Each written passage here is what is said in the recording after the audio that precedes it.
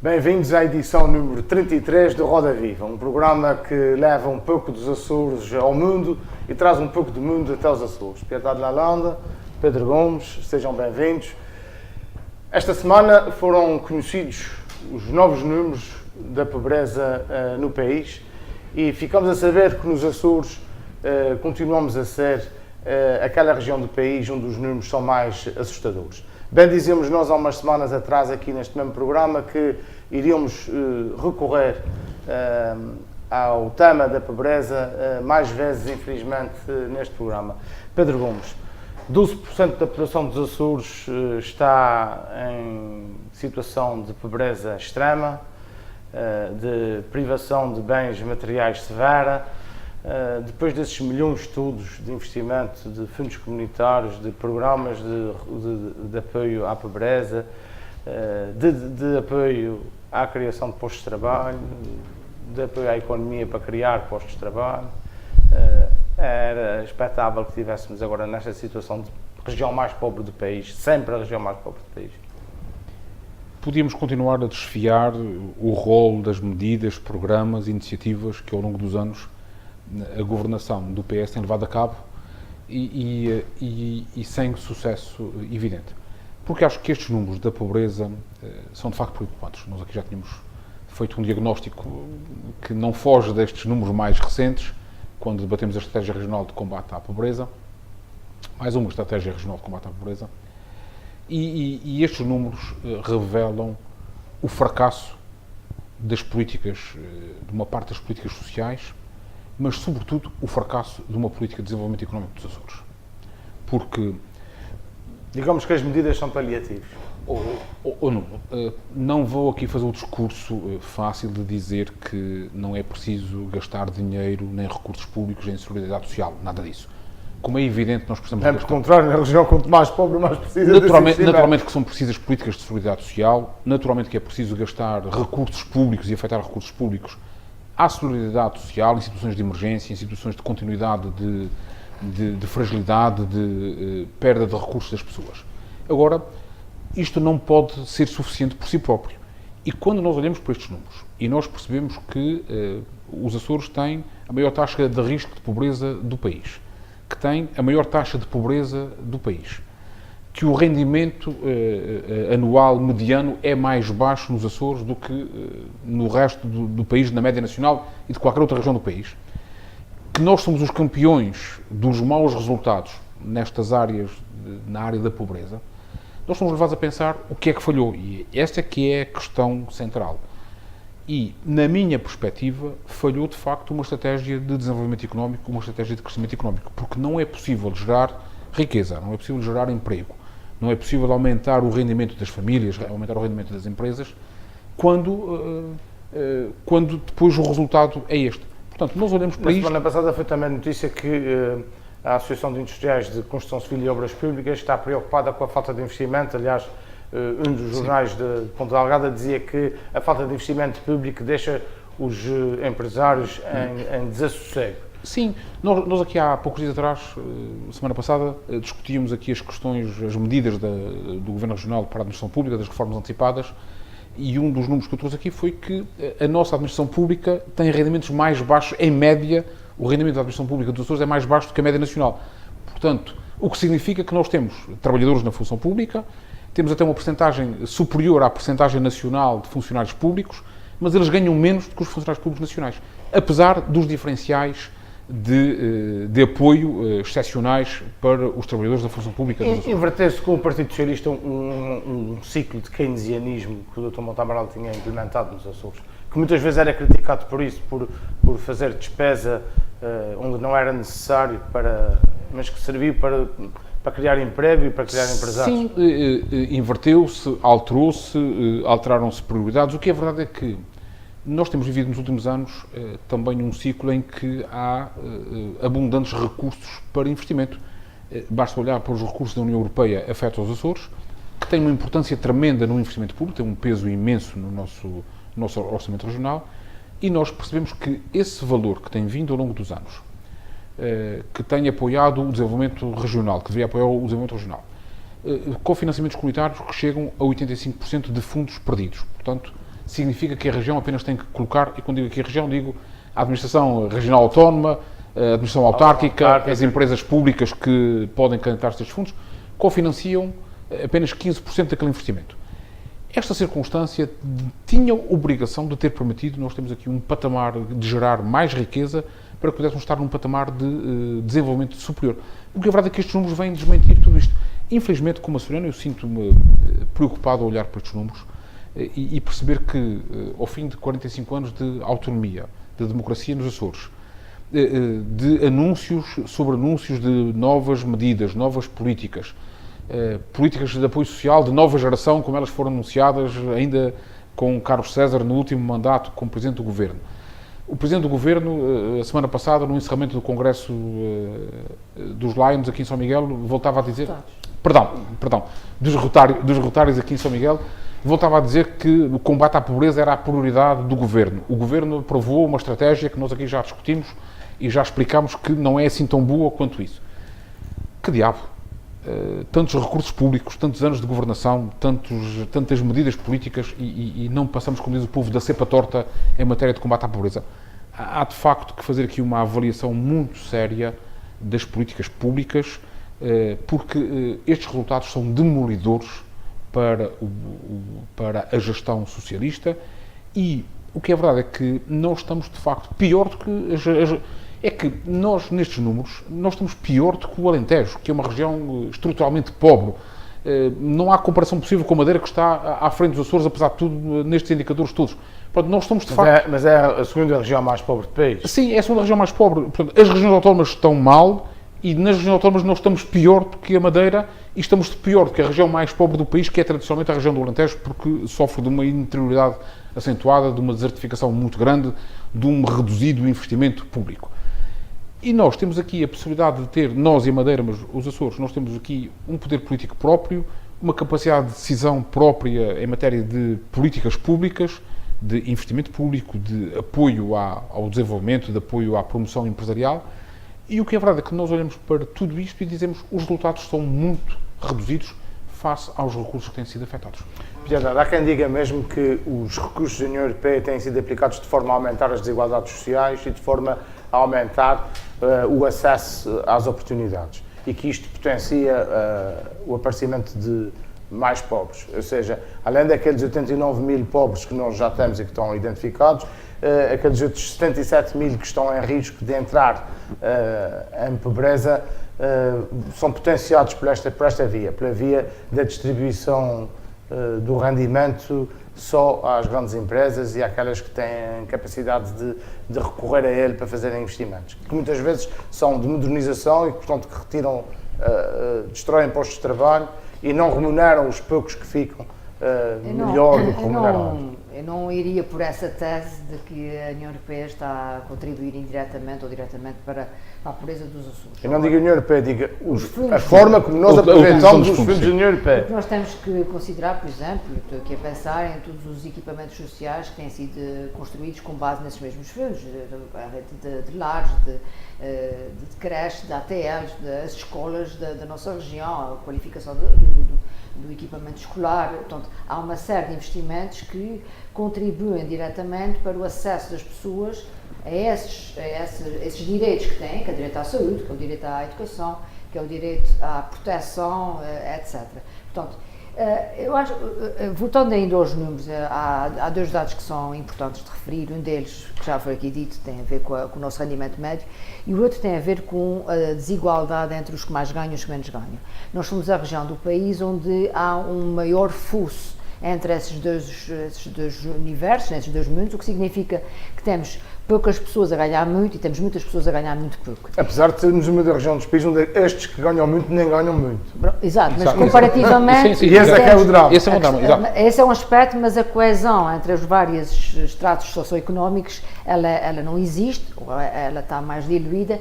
Aliás, é na ordem dos 7 pontos, quanto a nível nacional é dos 4 pontos. Portanto, e isso é um dado significativo. Por outro lado, com a questão do rendimento médio ser mais baixo que a nível nacional, o nosso cálculo da taxa de pobreza ou do risco de pobreza é feito em função do rendimento médio nacional e, portanto, ou seja, nós temos, e temos aqui uma diferença de cerca de 1.000 euros de rendimento médio da região comparativamente a nível nacional, que já subiu o tal indexante de apoios sociais para 5.600 euros e que faz com que nós tenhamos açorianos que estejam na faixa entre o nosso valor mediano e o valor mediano nacional, o que ainda agrava mais a contabilidade das pessoas em risco de pobreza.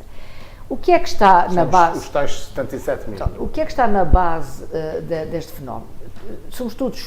Vamos todos concordar que está na base o problema educacional, que está na base as baixas qualificações das populações, que está na base um emprego precário e mal remunerado e, portanto, ou seja, o rendimento das famílias é muito baixo, porque nós temos, mesmo em beneficiários de rendimento social de inserção, pessoas que trabalham e que têm um rendimento, mas que não têm um rendimento suficiente para, dentro dos critérios definidos, que são os mínimos de sobrevivência, não têm esse rendimento suficiente. Portanto, esse é um aspecto importante e isso leva-nos a pensar que a iniciativa privada também não se pode aliar do combate à pobreza. Há medidas públicas, há políticas públicas que têm que ser revistas e há alguns aspectos aliás, poderemos adiantar dentro dessa revisão, mas também não podemos esquecer que as nossas empresas, mesmo não sendo de grande dimensão, têm que apostar na qualificação dos seus ativos. Muitas vezes os ativos não vêm qualificados, mas a própria empresa tem que fazer disso uma parte do seu investimento. Não só investir em equipamento, em tecnologia, mas investir também na qualificação dos recursos. Algumas grandes empresas já o fizeram, até permitindo ou facilitando o acesso à escolaridade básica. Eu conheço pelo menos uma empresa na área dos laticínios que proporcionou que os seus trabalhadores que não tinham escolaridade obrigatória tivessem um acréscimo de horário de trabalho para poderem completar essa escolaridade obrigatória. Portanto, as empresas têm que, aliás, isso é uma frase um bocadinho batida, têm que considerar o investimento na formação e na qualificação como músculo e não como despesa, porque isso vai reforçar, obviamente, a qualidade do emprego e também a produtividade dessas empresas. Esse é um aspecto. Por outro lado, há um dado que as empresas açorianas também têm alguma resistência, que é a dimensão da responsabilidade social. Todas as medidas de política social, digamos assim, a nível das empresas, que facilitem a conciliação trabalho-família, que facilitem os transportes dos trabalhadores, que facilitem, por exemplo, a flexibilidade dos horários para ajustar às vidas das famílias e dos casais ou dos trabalhadores que têm na sua empresa, são também medidas de combate à pobreza. Portanto, eu penso que do lado do privado há que, se calhar, pensar qual é a quarta parte da responsabilidade. Quanto do lado do público, uma das coisas que... Nós demos um salto muito grande do setor primário para o terciário, sem termos um setor secundário. Exatamente, esse é um aspecto importante. Nós perdemos muito, desde logo no tempo da imigração, o nosso setor primário foi-se descapitalizando em termos de recursos, não houve opções na área agrícola baseadas em pouca mão de obra, e, portanto, nomeadamente ir para a pecuária foi um bocadinho uma estratégia para sair do setor hortícola e frutícola. Para evitar a mão de obra e para evitar as intempéries. Agora queremos voltar a esse setor e o setor está de alguma forma desqualificado e desvalorizado socialmente. As pessoas entendem que trabalhar a terra não é dignificante e é sem dúvida o setor que pode crescer e qualificar-se e produzir riqueza nos Açores, e porque nós temos as condições naturais para isso. Mas há um aspecto que eu gostaria de fazer referência em relação às medidas de política pública. Uma das áreas que falha no nosso sistema público é a interligação de departamentos, a interligação de entidades que estão no terreno a trabalhar no combate à pobreza. Não são as públicas, mas as privadas, as IPSS, as igrejas, as misericórdias, etc. Uma série de entidades que trabalham todas dentro deste grande desafio e que não estão interligadas. E o cidadão que sabe que pode ir à paróquia pedir um apoio alimentar, por exemplo, porque está numa situação de dificuldade, mas também sabe que pode ir à organização não governamental que lhe pode dar um apoio alimentar e que sabe que vai eventualmente ao banco alimentar e que pode ter um apoio a esse nível e que depois vai à assistente social e diz: eu não estou sendo apoiado. E há uma série de entidades que estão a trabalhar em conjunto, ou seja, as intervenções que se fazem junto das famílias mais carenciadas muitas vezes carecem de alguma coordenação e de redução de desperdícios. porque nós muitas vezes estamos a duplicar e triplicar esses apoios. Depois faltam para outras famílias. Exatamente. Nós não somos um país rico. Um dos aspectos importantes, e voltando à questão dos fundos estruturais, que deve incomodar até a própria Europa, é quando a Europa ajuda-nos nesses fundos para a criação de determinados equipamentos que são necessários ao apoio às populações, e depois as entidades que fazem a gestão desses equipamentos não querem partilhar esses recursos com a entidade ao lado, que até podia beneficiar do campo de jogos, ou da piscina, ou da carrinha, entretanto, financiada, e esses equipamentos ficam ao serviço, pura e simplesmente, de uma determinada entidade ou num determinado objetivo. E isso é algo que não favorece também a utilização rentável e que faça chegar os recursos, entretanto, criados a mais pessoas. Portanto, nós não somos uma região rica, longe disso, somos uma região... Mas esses recursos que falas são recursos de apoio social, não Exato. são recursos de criação de emprego, Não, nem de criação até de rendimento podiam, e de riqueza que vão potenciar até a diminuição dos pobres. uma das coisas que falha... Deveriam ser. E uma das coisas que falha e que nós temos Até deveriam ser até na sua própria construção. Claro, quer dizer, naturalmente.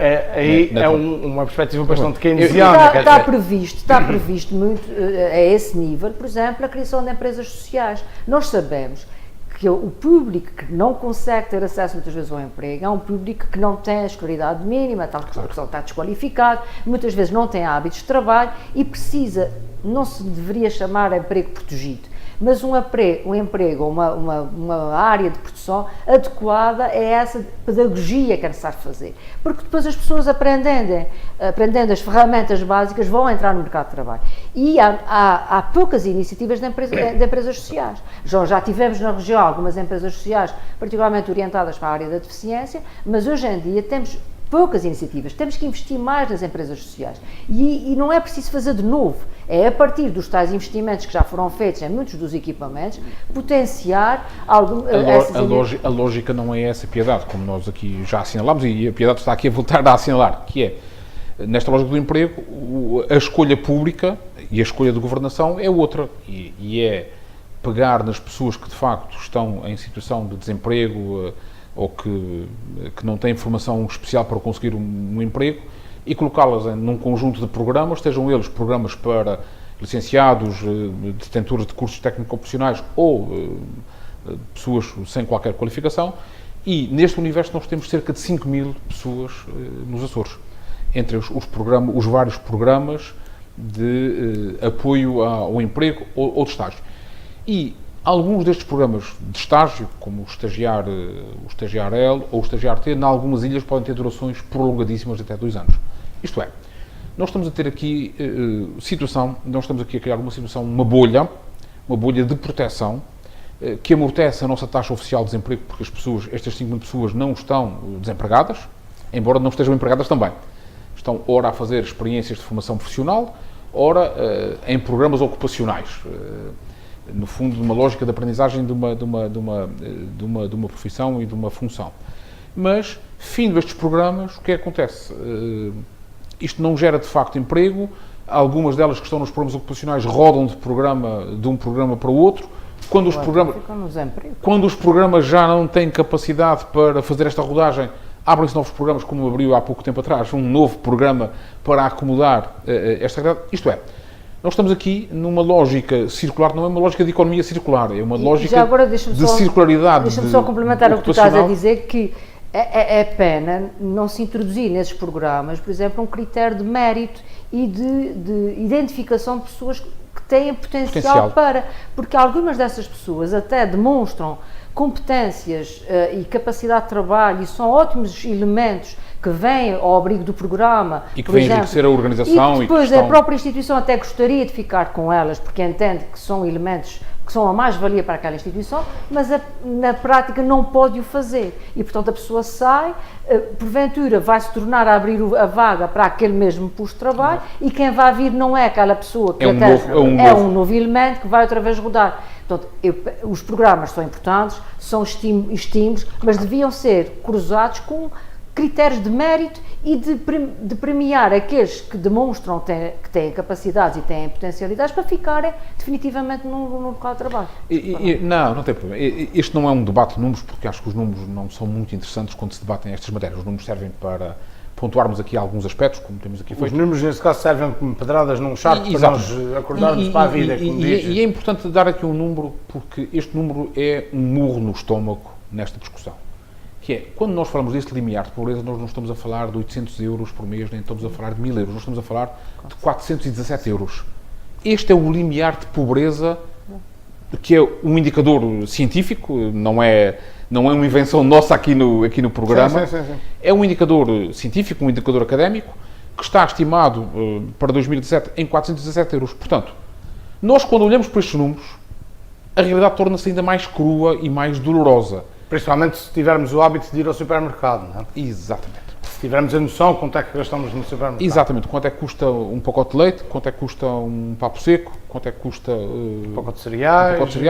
Cereais que já não, E os cereais esse não entram valor nesta... também que vai servir de critério, por exemplo, para a atribuição do abono de família, do rendimento de inserção, etc. Exatamente. Nós estamos num valor de limiar de pobreza muito baixo. É um valor, só para recordar, que é bastante inferior ao salário mínimo nacional e ao salário mínimo regional, que é de 630 euros, e, mesmo assim, com este limiar de pobreza situado nos 417 euros, o risco de pobreza atinge 31,6% da população da Mas Açores. nós não podemos esquecer que é feito em função do limiar nacional. Do limiar nacional, Portanto, é que é verdade. os tais 467 É verdade. e não 417. É verdade. Mas pronto, mas apesar de tudo, continua a ser um valor muito baixo. É um valor muito baixo. A verdade é esta. O cabaz de compras a nível nacional é mais barato do que a nível regional. Claro. Portanto, ainda agrava mais. Estes números depois são cruzados com outras realidades. Por exemplo, estava aqui a recordar-me dos indicadores dos apoios sociais que são feitos na área da educação para o ensino básico e secundário. 2/3 dos alunos que estão nestes níveis de ensino são beneficiários do apoio social em qualquer uma das suas modalidades, seja no apoio mais básico, seja no apoio mais completo.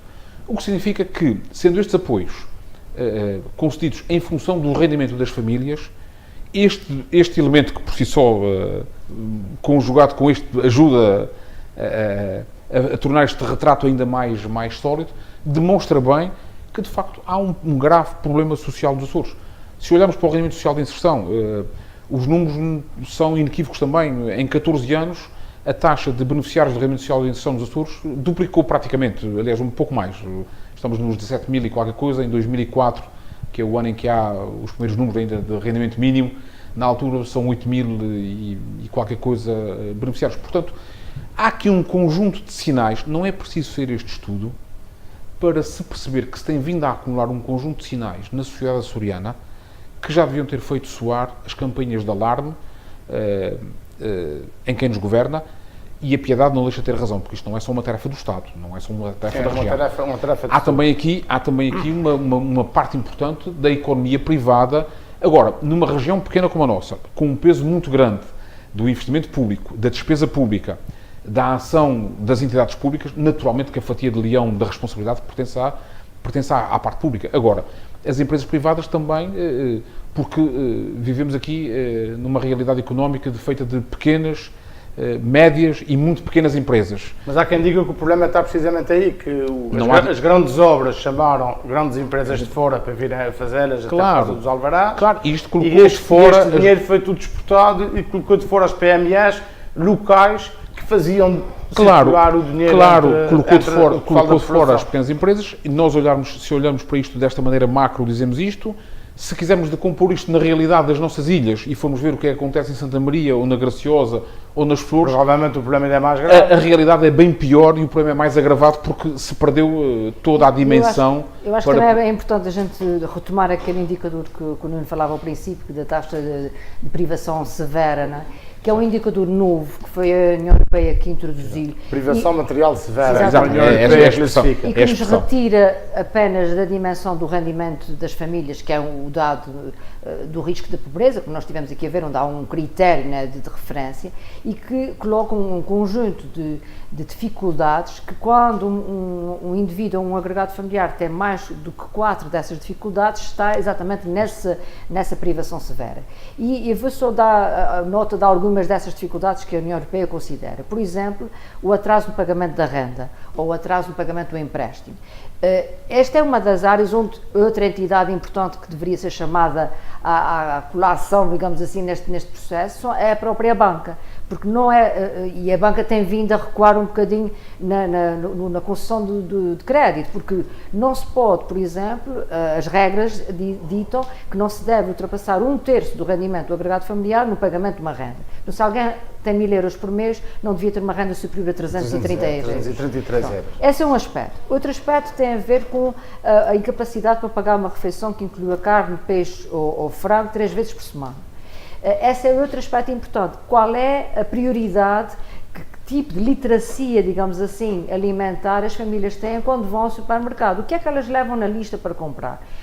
Sem negar que todos nós somos livres de comprar o que nós queremos comprar, nós vivemos numa sociedade consumista que muitas vezes seduz as pessoas para aquilo que é secundário na alimentação e que as retira dos bens essenciais. Um outro aspecto importante é a incapacidade para pagar, por exemplo, a conta do telemóvel ou do telefone.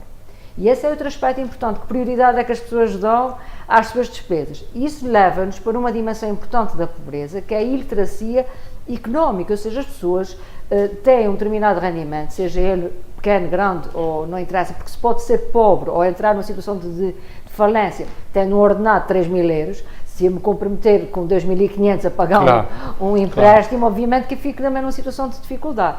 E é muito importante introduzir esta prática de gestão dos recursos que se tem. Eu tenho um conjunto de recursos... Uma certa literacia financeira. Tem que ser. Isto tem que fazer parte do aprendizado, desde as crianças até aos mais velhos, no sentido de saberem gerir a sua semanada, a sua mesada. Aquilo que os nossos pais diziam, ter respeito pelo dinheiro. Exatamente. E quando se ensina uma criança a usar a sua semanada ou a sua mesada, ou dizer, ou fizeste... Mas como não se ensina os Estados, quando os Estados dão exemplos, mas serem perdulários, gastarem mais do que podem. Quando nós achávamos que os Estados não poderiam entrar em falência. E o que é verdade é que a nossa geração, nestes dias, está a assistir à falência de Estados, falência de cidades, que eram entidades que não deviam, por princípio, não deviam falir. Mas é aí que a nossa região pode ser diferente, ou seja, é reconhecendo, isso é como uma situação de saúde, não é? Se nós reconhecermos que temos um problema de saúde, temos que ter um tratamento... Pedro, mas a nossa matéria de literacia financeira, eu diria que deveríamos começar por ensinar alguma literacia financeira ao Sr. Vice-Presidente do Governo e responsável pelas finanças regionais, porque acho que era uma boa medida para ver se conseguíamos... Mas está tudo bem. Pois, no discurso oficial está tudo bem, não é? Bem, onde está bem, certamente, é no Parlamento Europeu, onde, obviamente, não há pobres, onde, obviamente, todos eles pensam um pouco nos pobres, todos eles, se calhar, vão a galas e a jantares de gala para ajudar a tirar do risco de pobreza, ajudar a mitigar os problemas e as carências de alguns pobres, mas onde nem sempre fazem aquilo que é preciso fazer para alterar o rumo dos pobres que vão pela essa Europa fora. Pedro Gomes, estamos em plena campanha eleitoral para as europeias, temos Pedro Santana Lopes nos Açores em campanha eleitoral, já tivemos Paulo Rangel e Pedro Marques. Que novidades é que nos trouxeram estes candidatos à nossa pequena realidade? Eu acho que dependente da União Europeia mais do que qualquer outra. Eu acho que fiquei mais seduzido pela tua intervenção quase à bloco de esquerda do que propriamente pelas novidades que a campanha trouxe, porque quase que apetece perguntar qual campanha. O que é verdade é que a campanha eleitoral começou formalmente no dia 13 de maio. Atenção que eu não sou de esquerda, mas eu sou daqueles de direita que entende que a preocupação com os mais fracos e a preocupação com os mais pobres não é um exclusivo da esquerda, bem pelo contrário. Naturalmente, e eu creio que essa é uma das temáticas que têm dado... Aliás, até ainda vou introduzir mais uma coisa, se me permite, e para a Piedade também. Aquilo que nós estamos a viver pela Europa fora, desde os extremismos, à aparição de movimentos de extrema esquerda e de extrema direita, a pobreza, que não é só uma realidade em Portugal, obviamente, Portugal, por ser um país que partiu de um patamar mais baixo, está com mais dificuldade, não é um pouco o resultado das políticas do grande centrão, das políticas social-democratas e socialistas-democráticas que tomaram conta dessa Europa fora. Sim, e de uma certa visão neoliberal das coisas, achando que o mercado resolveria tudo. E eu creio que... Mas metendo o bedelho em tudo. Sim. E achando que o que interessava termos aqui eram decisões tecnocráticas, incisivas, e que depois o mercado, a economia de mercado, tudo resolveria. E o que é verdade é que nós estamos a pagar a fatura deste entendimento. Eu acho que nos esquecemos das pessoas, e as políticas europeias muitas vezes, isto parece um chavão, mas é mesmo verdade. E incomoda-me, como cidadão, como eleitor, que numa campanha para eleger representantes ao Parlamento Europeu, se ouça muito pouco falar destas coisas, aliás, quase nada, e se ouça falar muito, e se fala muito de política nacional, da governação do governo de António Costa, da Geringonça. O próprio Primeiro-Ministro António Costa trouxe esse debate para... António Costa trouxe esse debate porque... Como se os europeus fossem uma espécie de referendo à sua governação. Ele fez questão de dizer isto com toda a clareza, dizendo até num comício, creio que no Algarve, já que a oposição não se atreve a pedir um cartão amarelo, eu peço um voto de confiança à minha governação. E ele assumiu isto quando escolheu Pedro Marques e Maria Manuela Leitão Marques como figuras cimeiras, cabeça de lista e número 2 da lista. Ele quis nacionalizar esta campanha. Quis porque sabia que, ou pressentia, ou achava que o sucesso da sua governação, na perspectiva dele, lhe permitiria afastar de vez aquele fantasma do cartão amarelo que paira sempre sobre as eleições europeias. Agora, o que é verdade é que os temas centrais do debate europeu, que são importantes, estão longe desta campanha. De facto, as pessoas estão esquecidas. Não se discute a influência dos diretórios no centro da União Europeia, não se discute como é que se reformam as instituições e como é que se tornam as instituições mais próximas das pessoas, apesar de, por exemplo, numa intervenção muito esclarecedora, o Presidente do Parlamento Europeu ter dito isso na última cimeira na Roménia no dia 9 deste mês, Dia da Europa. Dia da Europa. Foi muito preciso na afirmação que fez, que nós temos que chegar melhor às pessoas, mas ninguém o ouviu. Aliás, ironia das ironias, a cimeira é convocada e o Sr. Donald Tusk vai fazer uma intervenção sobre a escolha e o processo de escolha dos dirigentes, dos altos dirigentes da União Europeia, quando ainda não sabe os resultados eleitorais, quando ainda não houve eleições, e eleições que podem, de facto, alterar significativamente todo o xadrez político no Parlamento Europeu, tal qual o conhecemos agora e que tem vindo a ser estabelecido nos últimos anos com uma preponderância das duas grandes famílias europeias e, portanto, isto pode, de facto, ter aqui uma alteração muito grande. Mas isto é a prova de que se está a viver um clima, eu diria, quase exótico, esquecendo que o que, de facto, aqui é importante. E é preciso voltar aqui a questões fundamentais, ao princípio democrático nas decisões, à estratégia dos pequenos passos, que foi a estratégia fundadora da União Europeia, voltar aos valores da dignidade do homem, da pessoa humana, perceber que esta crise revelou que as pessoas são esquecidas num processo de uma economia desregulada, de um mercado desenfreado, de uma economia que subjuga as pessoas, que subjuga a dignidade das pessoas. E isto tem que ser pensado. E o movimento, por exemplo, que já falámos aqui várias vezes, o movimento dos coletes amarelos em França, tem chamado a atenção para isto. Isto é também um grito no coração da Europa, a chamar a atenção dos políticos para isto. E quando os políticos não olham para isto, os políticos não, porque o problema da Europa é um pouco este, na minha perspectiva, é não haver políticos, e não haver políticos de boa cepa, porque se houvesse políticos de boa cepa que soubessem subordinar a economia e a burocracia à decisão política, isto não estava assim de certeza. Agora, quando nós temos os dirigentes que de facto se deixam acorrentar e aprisionar por ditames económicos, por conveniências várias, pela decisão burocrática, o resultado depois é um resultado dramático em que as pessoas não querem votar. Nós vamos escolher um Parlamento cujos deputados nem iniciativa legislativa têm, e, portanto, como é que isto é possível? Se nós dizemos o Parlamento é o órgão mais democrático das instituições, mas é mais democrático e os nossos deputados, os representantes do povo que se levantam para falar em nome do povo, não é em nome dos Estados nem das regiões, é em nome dos cidadãos, não podem existir em nome dos seus eleitores. A E- Europa carece, e- de facto, de uma Nuno, deixa-me, reforma... desculpa, Nuno, e deixa-me só dizer dar aqui mais uma nota que é, e também arredado do nosso debate das eleições europeias, da nossa campanha, está a reforma indispensável da União Económica e Monetária, porque também já percebemos que estamos numa União Económica e Monetária incompleta. Esta crise veio revelar que os instrumentos de que a União Económica e Monetária dispõe são insuficientes porque não há uma suficiente integração. E, quer dizer, só há dois caminhos.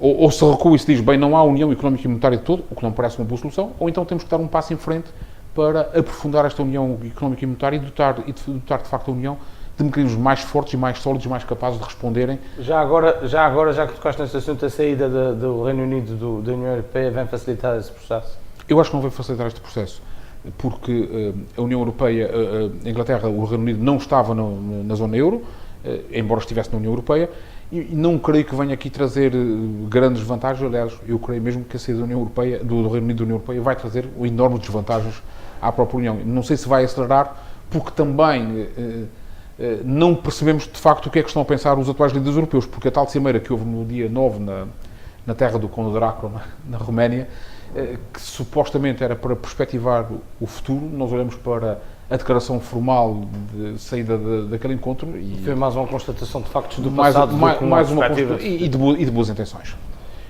A Europa carece, de facto, de reformas, de ser repensada, carece de políticos, como diz o Pedro Gomes, carece de políticos com peso. E a nível interno, que o debate que nós temos feito é mais sobre aquilo que podemos ir buscar à Europa, é sobre essa reforma que a Europa precisa. Eu penso que a questão da Europa, fundos europeus, fundos comunitários, continua a estar sempre na cabeça dos É portugueses. sempre a perspectiva financeira que nos interessa, Exatamente. mais do que se vamos ter Europa ou não, para depois continuar a financiar. Só que eu acho que os temas estão a mudar, de alguma maneira os temas das alterações climáticas, os temas da proteção da segurança, dos direitos humanos, estão cada vez mais na agenda.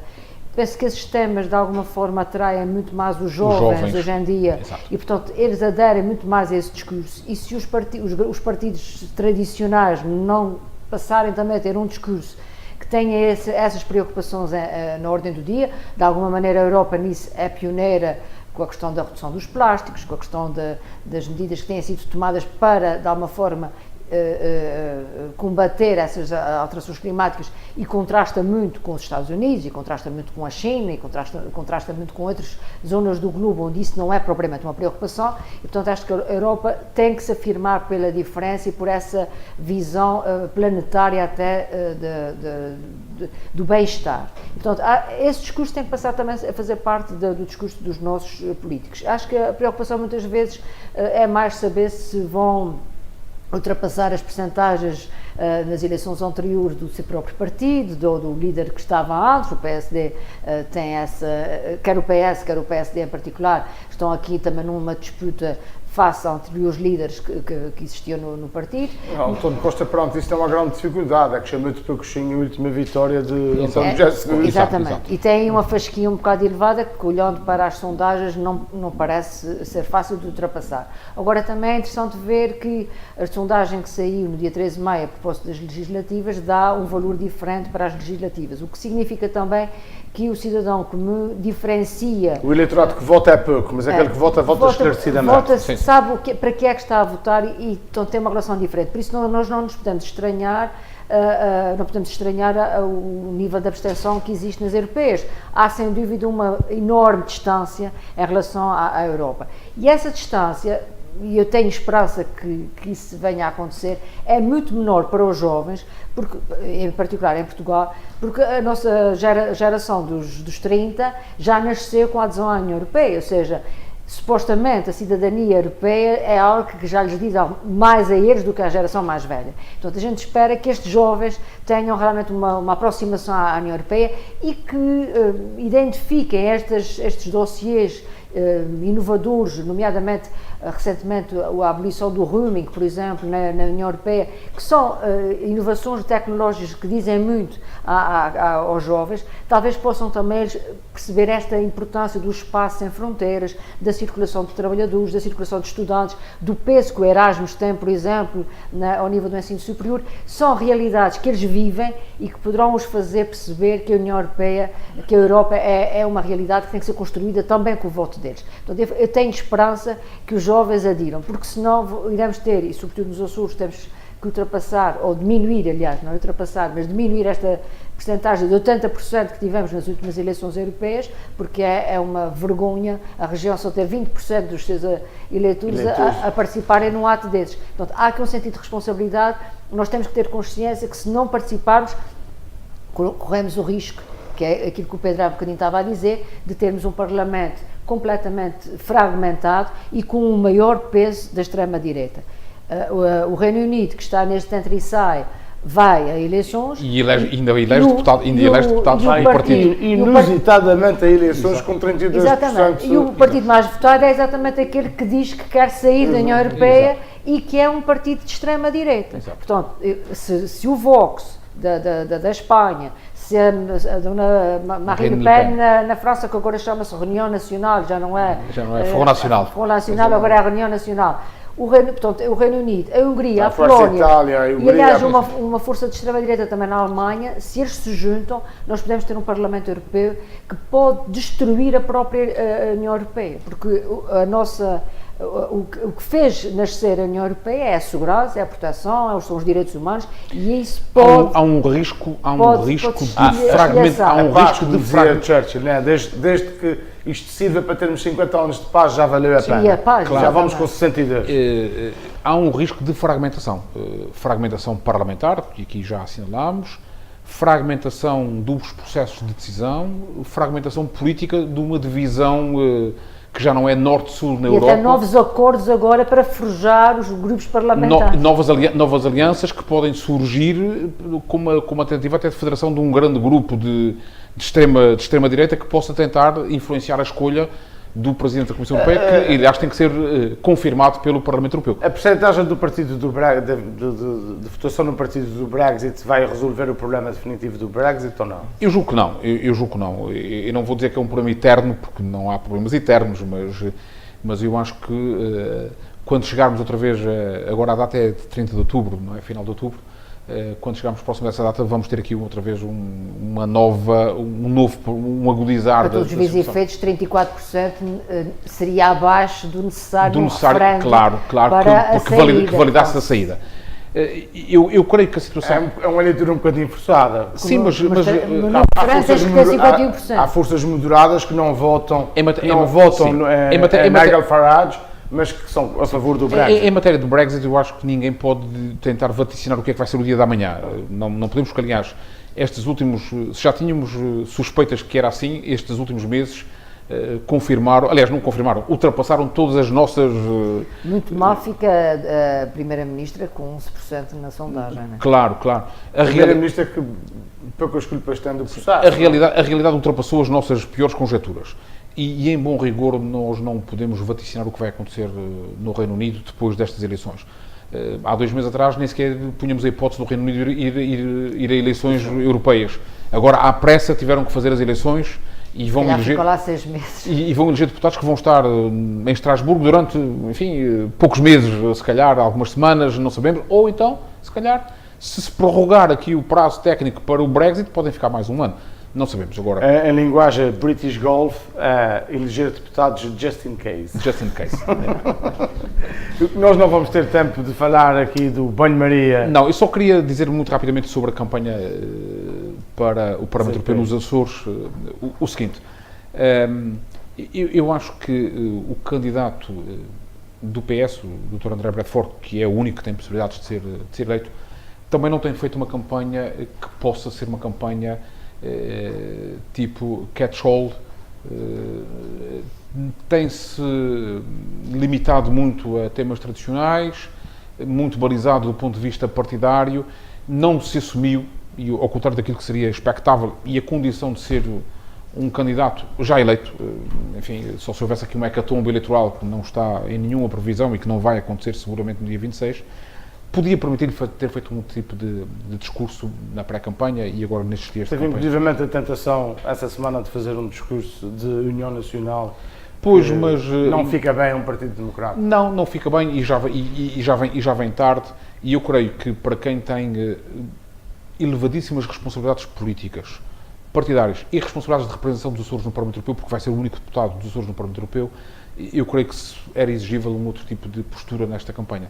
Eu acho que a democracia fica a perder, não se tem Já dado, agora, para acrescentar a essas expectativas em relação aos Açores, também acho que é uma expectativa, uma vez que a sondagem dá um impacto técnico na prática entre o PS e o PSD, é saber se o PSD elege o oitavo deputado. Porque se assim for... O que é pior? É o PSD eleger o oitavo deputado ou é ficar a pouquíssimos votos de eleger o oitavo deputado? Também pode acontecer, mas de qualquer maneira eu penso que Alexandre Gaudense não vai ficar bem na fotografia, porque apesar de esse não era o lugar que desejaria para João Bosco da Mota Amaral, poderia ter indicado outro nome, né? E portanto a eleger-se, a concretizar-se a eleição de 8 deputados no PSD, os Açores teriam mais uma voz no Parlamento Europeu, que não vão ter. E, portanto, eu acho que isso também é um dado estatístico que vamos estar atentos a ver os resultados eleitorais, como é que vai. E que comentaremos aqui num dos próximos programas, seguramente. Eu também acrescentaria uma informação que também veio na comunicação social agora dos últimos dias, que sobre os eurodeputados que saem do seu mandato, é bom saber que o Ricardo Serrão Santos foi o terceiro eurodeputado mais elogiado na sua atividade parlamentar, pelo menos pela forma como conseguiu tratar dos dossiês, como conseguiu dar alguma influência política em áreas em que ele é especialista e cientista, sobretudo na área do mar e portanto, ligadas a esse setor. Isso é importante saber que os Açores ficaram bem representados naqueles que terminam agora o seu mandato. Muito bem. Esta semana a sugestão de leitura ficou por minha conta. Trago-vos A Casa Gold, de Salman Rushdie, um romance poderosíssimo, considerado best-seller pelo New York Times, que conta a história de uma família de imigrantes que chega a Nova York precisamente na semana da eleição de Barack Obama e que, entre muitas outras coisas, nos traz uma realidade vista de fora, vista por um escritor e poeta, um romancista e poeta maldito no Irão, mas de origem iraniana, que também ele emigrou para os Estados Unidos como uma espécie de exílio político e que nos traça uma narrativa sobre a governação Obama bem diferente daquela que nós temos lido e que temos ouvido nos mídias em toda a Europa. Até lá, boas leituras. Nós vamos voltar para a semana com temas nacionais, regionais e internacionais, nos canais de costume, nos sítios de costume. Muito obrigado aos dois e até lá, haja saúde.